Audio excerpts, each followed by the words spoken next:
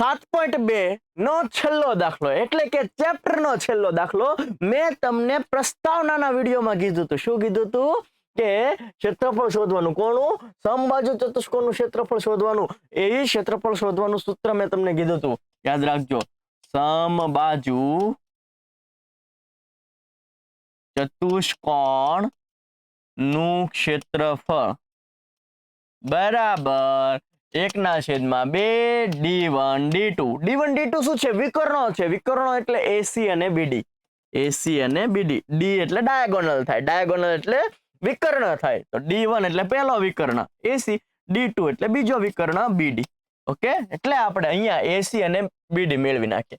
AC મેળવીએ, AC A થી C સુધીનું અંતર, એટલે અંતર સૂત્ર આપણે લગાડવાનું. શું લગાડવાનું છે? અંતર સૂત્ર. આપણી પાસે અંતર સૂત્ર મસ્ત મજાનું એક જ છે, x1 - x2 નો વર્ગ વત્તા y1 - y2 નો વર્ગ વર્ગમૂળની અંદર. બરોબર છે? ચાલ, અહીંયા છે AC, તો A આને કહી દો A, B, C અને D. આપણે શું ફાઇન્ડ કરીએ છીએ? શું ગોતીએ છીએ? AC ગોતીએ છીએ. તો આને કહી દો x1 y1 અને આને કહી દો x2 y2. ઓકે, A અને C ને કિંમત મૂકી દઈએ આની અંદર. x1 શું છે? x1 છે 3, x2 શું છે? તો કે -1 અને એનો વર્ગ. y1 શું છે? તો કે 0 છે. y2 શું છે? તો કે 4 છે અને એનો વર્ગ. આ સૂત્રના ઓછા છે અને આ x2 -1 છે. ઓકે, ચલો, ઓછે ઓછે વત્તા થઈ જશે એટલે 3 + 1 નો વર્ગ અને -4 નો વર્ગ.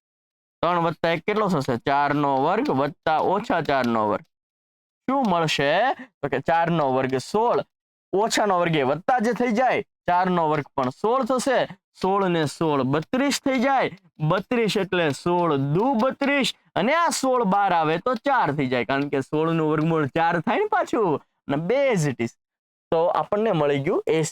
AC મળી ગયું 4 વર્ગમૂળમાં. ઓકે, હવે આપણે BD મેળવીએ. શું મેળવીએ? BD મેળવીએ. તો BD નું સૂત્ર પણ આ જ. કયું? તો કે x1 - x2 નો વર્ગ વત્તા y1 - y2 નો વર્ગ. ઓકે, ચાલો, x1 શું છે? તો કે અહીંયા આપણે BD ગોતીએ છીએ, ત્યારે x1 y1 ને x2 y2 ફરી જશે. આ B ના યામ x1 y1 થઈ જશે, D ના યામ x2 y2 થઈ જશે. ઓકે, ચાલો, x1 છે 4 - -2 એવું આવશે ને. ચાલ, અહીંયા x1 છે 4, આ ઓછા સૂત્રના x2 છે. x2 કેટલા છે? -2 વત્તા y1 કેટલા છે? તો કે y1 છે 5 ઓછા y2 કેટલા છે? કે y2 છે -1. ઓકે, આ ઓછા તો સૂત્રના છે. ચાલ, હવે જોજો, ઓછે ઓછે વત્તા, ઓછે ઓછે વત્તા. તો 4 ને 2 6 નો વર્ગ, પછી 5 ને 1 6 નો વર્ગ.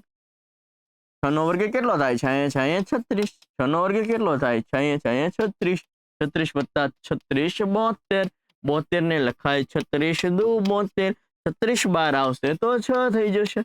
ઓકે, હવે આપણે સમબાજુ ચતુષ્કોણનું ક્ષેત્રફળ ગોતવું છે. શું ગોતવું છે? ક્ષેત્રફળ. ક્ષેત્રફળનું સૂત્ર છે 1/2 d1 d2. 1/2 d1 એટલે પેલો આન્સર આપણને શું મળ્યો? આ રહ્યો d1 4 વર્ગમૂળમાં 2. શું છે? 4 વર્ગમૂળમાં 2. d2 એટલે બીજો આન્સર શું છે? 6 વર્ગમૂળમાં 2. હવે જોજો કે આ વર્ગમૂળમાં 2 ને વર્ગમૂળમાં 2 2 થઈ જશે. કેવી રીતના તમને કહું. વર્ગમૂળમાં 2 ગુણ્યા વર્ગમૂળમાં 2 કરો તો વર્ગમૂળમાં 2 નો વર્ગ થઈ જાય. વર્ગ ને વર્ગમૂળ ઉડી જાય તો શું થઈ જશે? 2 થઈ જાય. શું થઈ જાય?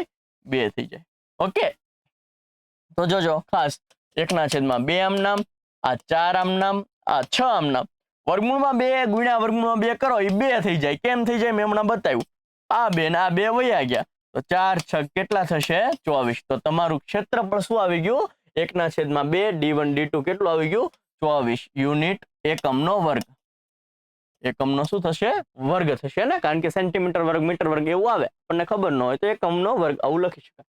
તો 24 તમને મળી ગયું ક્ષેત્રફળ. ડન થાય છે. શું કર્યું? તમને પૂછ્યું શું? તો કે ભાઈ પૂછ્યું એવું કે સમબાજુ ચતુષ્કોણનું ક્ષેત્રફળ શોધો.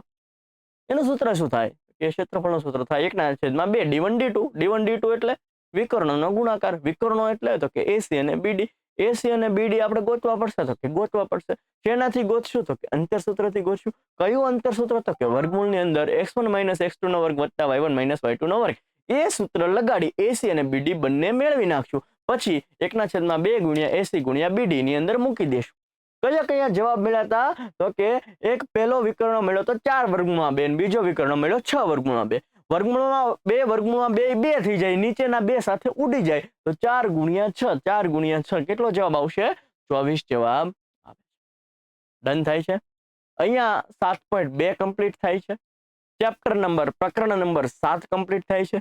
જો મજા આવતી હોય તો તમારે લાઈક શેર સબસ્ક્રાઇબ કરવાનું નથી ભૂલવાનું. મળીએ છીએ નેક્સ્ટ દાખલા સાથે, નહીં પણ નવા ચેપ્ટર સાથે. ત્યાં સુધી જય હિન્દ જય ભારત.